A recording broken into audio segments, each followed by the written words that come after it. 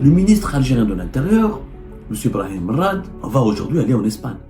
Il va se rendre en Espagne. C'est la première fois qu'un haut responsable algérien va se rendre en Espagne depuis les débuts de la crise politique et diplomatique que nous avons avec Madrid. Et cette visite, elle permettra d'examiner les dossiers de coopération bilatérale dans les domaines d'intérêt commun entre l'Algérie et l'Espagne. Waouh! Nous avons des intérêts communs maintenant avec l'Espagne. L'Espagne, elle a pris le parti du Maroc. L'Espagne s'est alignée sur la position du Maroc dans le dossier du Sahara occidental. Exactement ce que la France a fait en fin juillet 2024. La crise avec l'Espagne a duré 2 années et demie, presque 3 ans. L'Espagne n'a pas changé de position à l'égard du Maroc. Elle est toujours alliée du Maroc. D'ailleurs, la stratégie du pouvoir algérien, c'est de se réconcilier avec Madrid pour continuer à se battre contre Paris. Mais, au final, ça ne cache pas le bilan et l'échec de cette politique de bras de fer avec les pays qui ont reconnu la souveraineté du Maroc sur le Sahara occidental. On n'a pas obtenu un compromis. Il n'y a pas eu un petit changement de leur position à l'égard du problème initial. Il faut maintenant, je pense, arrêter de se lancer dans des bras de fer, dans des disputes, dans des conflits totalement contre-productifs et inutiles, puisqu'à la fin, on ne gagne rien et on revient vers une réconciliation avec nos anciens adversaires.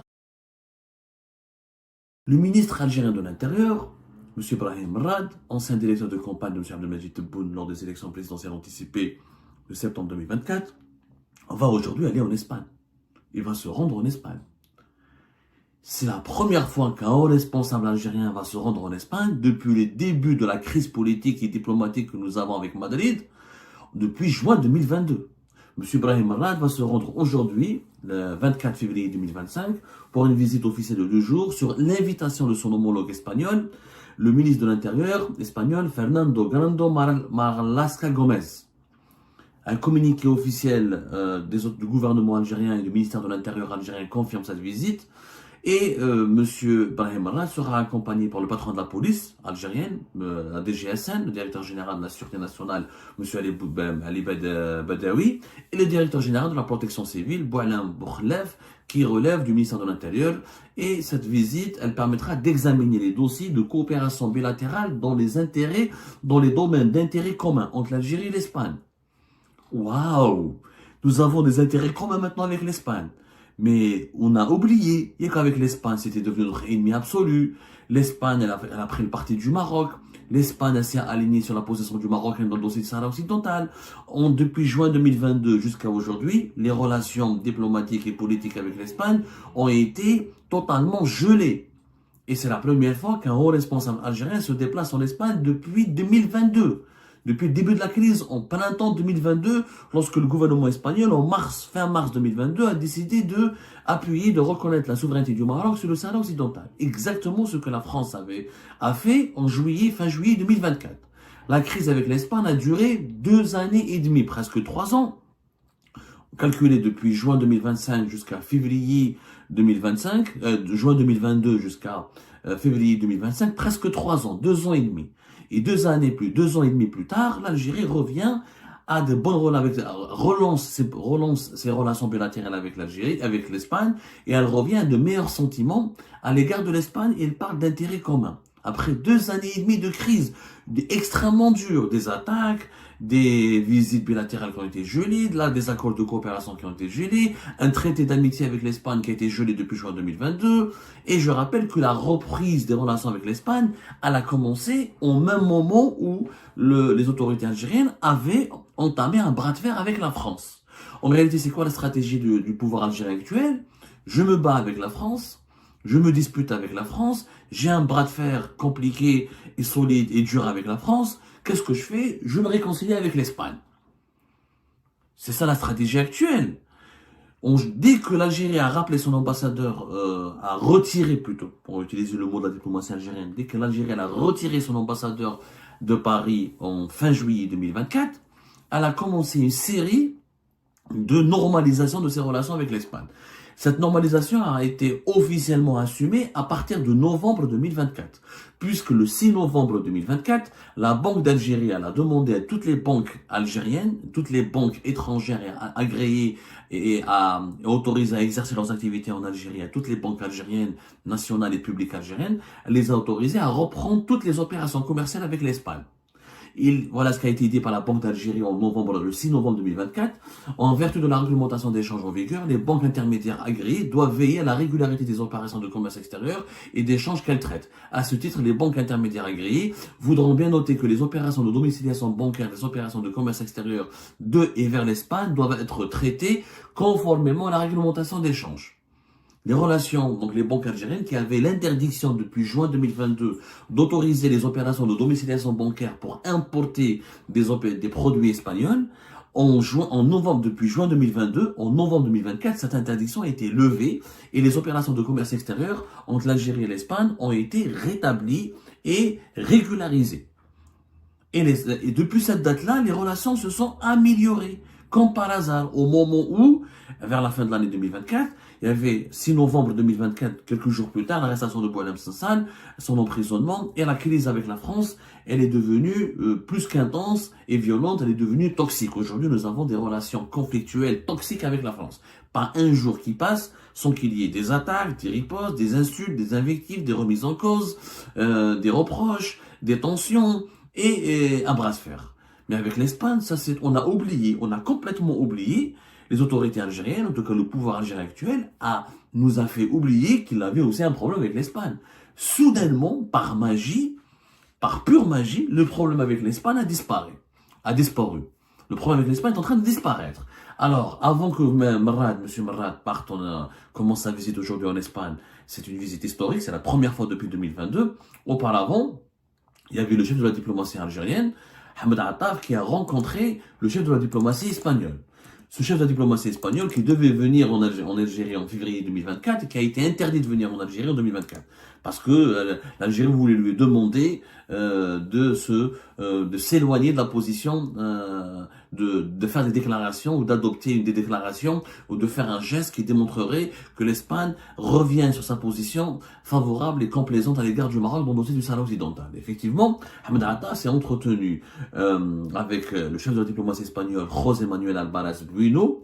La rencontre s'était déroulée en marge des travaux du G20 en Afrique du Sud et il y a eu un communiqué officiel de la part des autorités algériennes qui explique que le ministre espagnol a réitéré ses remerciements aux autorités algériennes pour la contribution efficace à la libération du ressortissant espagnol Navarro Canada Joaquim, qui a été retenu en otage pendant quelques jours en janvier dernier, fin janvier, vers la fin du mois de janvier 2025 au nord du Mali, après avoir été kidnappé et enlevé au sud de la wilaya de Tamanrasset, mettant en avant le soutien de son pays au rôle de l'Algérie dans le renforcement de la stabilité et la promotion du développement de la région sahélo-saharienne, précise un communiqué du ministère algérien des Affaires étrangères.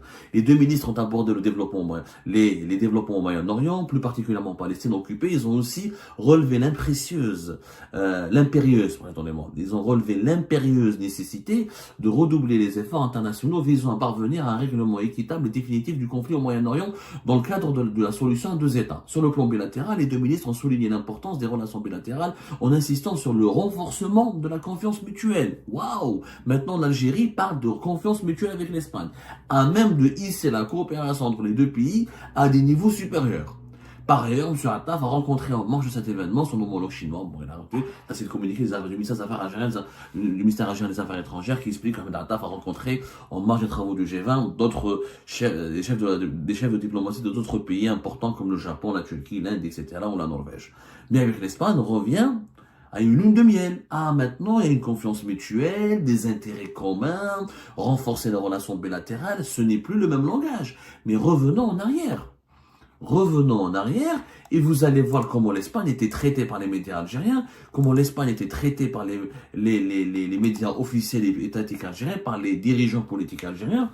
Vous allez voir comment c'était extrêmement tendu et on avait même clairement, on avait un bras de fer terrible avec l'Espagne. Il n'y avait pas d'ambassadeur d'Algérie en Espagne depuis depuis juin 2020, même avant juin, depuis le début du printemps 2022, jusqu'à la fin de l'année 2023. Ça, on oublie de le rappeler qu'on avait une crise aiguë avec l'Espagne. Bon, cette crise n'avait pas d'impact pour nous. Pourquoi elle n'avait pas d'impact particulièrement pour nous, ni un impact pour l'Espagne? Parce que l'Espagne, on n'a pas beaucoup parlé. D'abord parce qu'il n'y a pas une communauté algérienne importante en Espagne. On n'a pas 2 millions d'Algériens qui habitent en Espagne comme en France. Et on n'a pas des relations historiques aussi tendues, aussi passionnelles, aussi complexes, aussi brûlantes, aussi compliquées, aussi comment voilà, aussi toxiques avec l'Espagne, parce que là, c'est pas l'Espagne qui a colonisé l'Algérie, c'est la France. Et puis, sur le plan économique, on en a parlé pendant une bonne partie, mais l'Espagne n'a pas été affaiblie énormément par les sanctions économiques algériennes. Beaucoup d'entreprises espagnoles ont perdu le marché algérien, mais on l'a expliqué 1000 fois, elles se sont, euh, elles se sont dirigées ensuite vers le marché marocain, qui a proposé des opportunités importantes aux autorités espagnoles, aux entreprises espagnoles. Euh, L'Espagne, elle achète que du gaz à l'Algérie, essentiellement. Elle exportait. Elle était l'un de nos 3-4 principaux fournisseurs. Elle a perdu en 2022-2023 plus de 90% du marché algérien, mais elle a conservé ses fournitures en gaz algérien. Et l'Algérie n'a jamais utilisé l'arme du gaz, elle n'a jamais coupé le robinet du gaz. Donc, l'Espagne a géré. Elle a laissé les autorités algériennes, elle a laissé le pouvoir algérien s'agiter tout seul, s'énerver tout seul, s'exaspérer tout seul, faire sa crise de nerfs tout seul. Et 2 ans plus tard, l'Algérie est revenue vers l'Espagne et les relations sont aujourd'hui bonnes. Aujourd'hui, les relations sont bonnes. Eh ben, quelles sont les leçons qu'on devrait tirer? Quelles sont les leçons qu'on devrait tirer de cet épisode, de cette séquence? Cette séquence, elle est précieuse. Je dis bien, elle est précieuse. Pourquoi elle est précieuse? Parce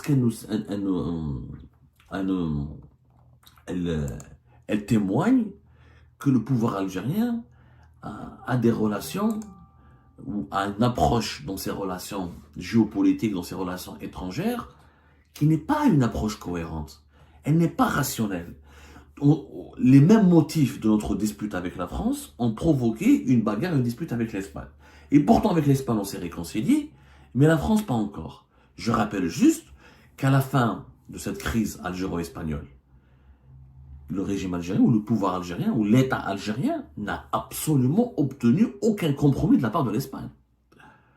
C'est que l'Espagne n'a pas changé d'un iota sa position sur le Sahara occidental et le Maroc. L'Espagne continue de reconnaître la souveraineté du Maroc sur le Sahara occidental. Elle ne reconnaît plus l'option du Polisario, de l'indépendance et du référendum d'autodétermination défendu par les autorités algériennes. L'Espagne n'a pas changé de position à l'égard du Maroc. Elle est toujours alliée du Maroc. D'ailleurs, je vous donne un événement récent, avec des chiffres, etc. Récemment, à la fin, il y a eu quelques jours, c'était le 22-23 février dernier, la secrétaire d'État espagnole au commerce, Amparo López Segovia, Madame Amparo López Segovia, a conduit une délégation importante espagnole, économique importante au Maroc, et l'Espagne, elle a promis au Maroc des financements importants, notamment pour le développement du rail, pour aider le Maroc à bien se préparer à la Coupe du Monde 2030. Il faut savoir que l'Espagne, avec le Maroc et le Portugal, vont organiser ensemble la Coupe du Monde 2030. Donc, il n'y a pas plus symbole d'une amitié plus forte et d'une alliance aussi stratégique et plus puissante que celle d'organiser un grand événement planétaire comme la Coupe du Monde 2030. L'Espagne, donc, elle va donner un financement important de 750 millions d'euros qui a été approuvé par le Conseil des ministres espagnol pour fournir au Maroc du matériel roulant ferroviaire afin d'aider le Maroc à développer son rail. En plus de cette implication espagnole dans le développement, la modernisation du réseau ferroviaire marocain, les Espagnols ont mis en place un fonds pour l'internationalisation des entreprises qui va aider et permettre d'accompagner les entreprises espagnoles dans leur investissement au Maroc, y compris dans le territoire controversé et disputé du Sahara occidental. En 2024, les chiffres disent que les exportations espagnoles vers le Maroc ont progressé de près de 6%. Le Maroc est devenu le principal marché africain pour les exportations espagnoles et l'un des principaux marchés internationaux. L'excédent commercial de l'Espagne avec le Maroc, il a dépassé les 3 milliards d'euros. C'est-à-dire que l'Espagne, elle a été gagnante. Elle a gagné plus de 3 milliards d'euros dans ses séjours. Elle a plus exporté vers le Maroc qu'elle en a importé. Donc elle est totalement gagnante. Il y a 350 entreprises espagnoles qui sont implantées au Maroc et qui développent des activités importantes dans énormément d'activités, dans énormément de secteurs d'activité. Donc l'Espagne est restée un allié stratégique du Maroc. Et elle continue de soutenir la fameuse marocanité du Sahara occidental ou la reconnaissance de la souveraineté du Maroc sur le Sahara occidental. Elle n'a pas changé sa position d'un iota. Donc, en 2 ans et demi de crise, aujourd'hui, on s'apprête à se réconcilier avec l'Espagne. On s'est réconcilié de facto, puisque Brahim Marad, le ministre de l'Intérieur, va aller à Madrid, va aller en Espagne et va rencontrer son homologue espagnol et va relancer les discussions pour les sujets d'intérêt commun.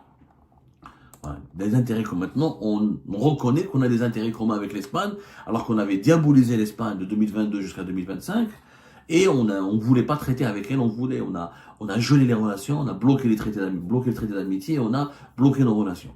À la fin, on n'a rien gagné. L'Algérie n'a rien gagné. En réalité, aujourd'hui, le pouvoir algérien a été intelligent, effectivement. Il faut le reconnaître, une certaine intelligence tactique, un vice. Je vous ai dit, le pouvoir algérien n'est pas médiocre. Il est vicieux, il est très intelligent. Il a bien compris qu'il ne pouvait pas affronter l'Espagne et la France en même temps. Et que pour ne pas provoquer un front commun des pays membres de l'Union africaine, des pays membres de l'Union européenne, pardonnez-moi, contre lui, et pour ne pas, et pour se mettre à l'abri contre les effets d'une solidarité affichée de l'Union européenne qui pourrait s'exprimer, qui pourrait se mettre en place contre lui, il améliore sa relation avec l'Espagne. Comme ça, il va dire prochainement à l'Union européenne, moi j'ai pas de problème avec l'Union européenne. J'ai un problème uniquement avec la France. La preuve, avec l'Italie, ça se passe très bien. Et avec l'Espagne, j'avais des problèmes, je les ai résolus. On n'a plus de crise, ça se passe très bien. Plus de blocage des opérations de commerce extérieur avec l'Espagne, plus de sanctions économiques contre l'Espagne, plus de mauvaises relations politiques avec l'Espagne, au contraire, une relance des relations bilatérales avec l'Espagne. La stratégie du pouvoir algérien, c'est de se réconcilier avec Madrid pour continuer à se battre contre Paris. Mais au final, ça ne cache pas le bilan et l'échec de cette politique de bras de fer avec les pays qui ont reconnu la souveraineté du Maroc sur le Sahara occidental. On n'a pas obtenu un compromis. Il n'y a pas eu un petit changement de leur position à l'égard du problème initial, de l'origine du conflit. Donc, on devrait peut-être lancer un débat. Est-ce que c'est intelligent de la part de l'Algérie de continuer à vouloir se battre à tout prix et se bagarrer à tout prix contre les pays ou avec les pays qui ne veulent pas reconnaître l'indépendance du Sahara occidental? La réponse est pour moi évidente. On devrait aujourd'hui faire preuve de pragmatisme, de rationalité et se concentrer sur notre développement, sur le renforcement de notre stabilité et de notre sécurité nationale, sur la croissance économique dans notre pays, sur la préservation des générations futures, sur le dynamisme économique national qui nous manque cruellement. Il faut maintenant, je pense, arrêter de se lancer dans des bras de fer, dans des disputes, dans des conflits totalement contre-productifs et inutiles, puisqu'à la fin, on ne gagne rien et on revient vers une réconciliation avec nos anciens adversaires sans rien arracher comme compromis par rapport, encore une fois, aux raisons initiales qui ont provoqué notre problème, nos problèmes ou nos crises avec ces pays-là. Et ben voilà, c'est la fin de cette vidéo mes amis. Je vous remercie comme d'habitude pour avoir suivi jusqu'à la fin. N'oubliez pas de nous laisser vos commentaires et vos réactions sur le sujet très intéressant de cette vidéo et de vous abonner à la chaîne si vous n'êtes pas encore abonné surtout. Je remercie toutes les personnes qui nous soutiennent et tous nos abonnés. Nous avons bien dépassé les 28 000 abonnés sur cette chaîne. Ça fait vraiment plaisir et je vous remercie très chaleureusement pour votre soutien et pour votre confiance. Nous essayons toujours de diffuser les extraits qui nous semblent le plus intéressants pour notre communauté marocaine et maghrébine et aussi pour les personnes de la diaspora en France et en Europe. Donc voilà mes remerciements et mes salutations et à la prochaine dans une nouvelle vidéo. Au revoir.